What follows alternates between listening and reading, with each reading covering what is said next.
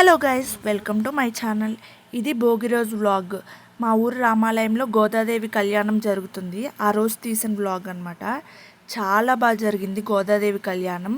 First time లైవ్లో చూడటం. నేను ఎప్పుడు మూవీస్లో చూడటం తప్ప ఇలా లైవ్లో చూడలేదు. వీడియో స్కిప్ చేయకుండా చూడండి, గోదాదేవి స్టోరీ కూడా ఉంటుంది.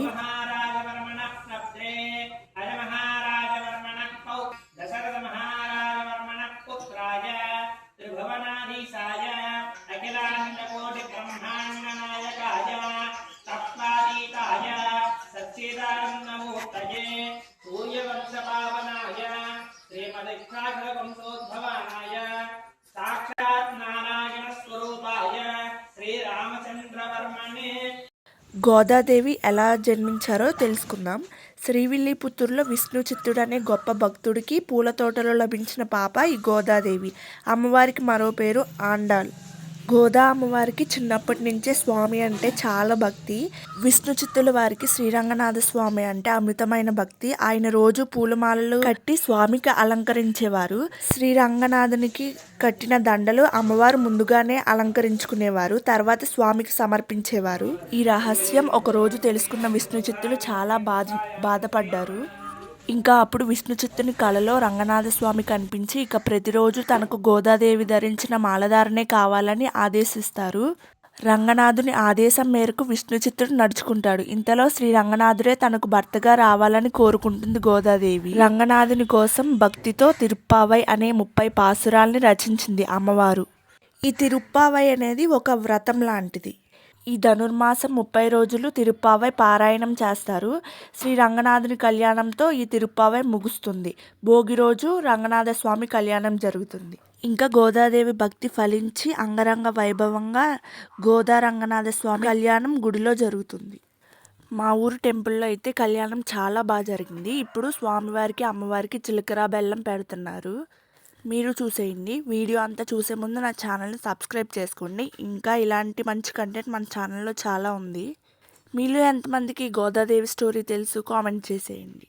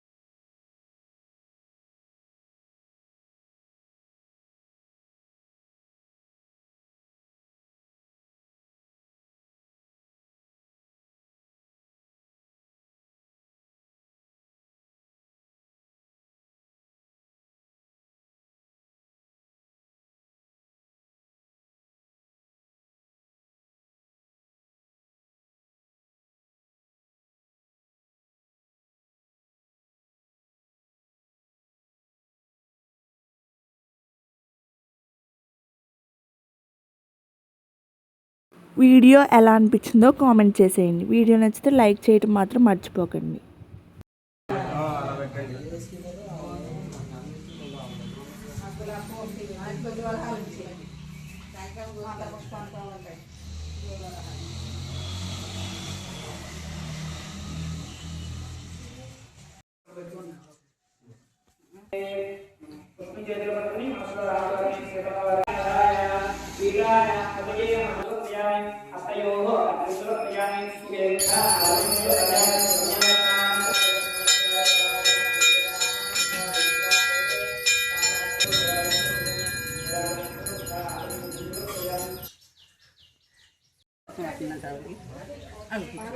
వీడి కూడా పట్టుకెళ్ళమ్మా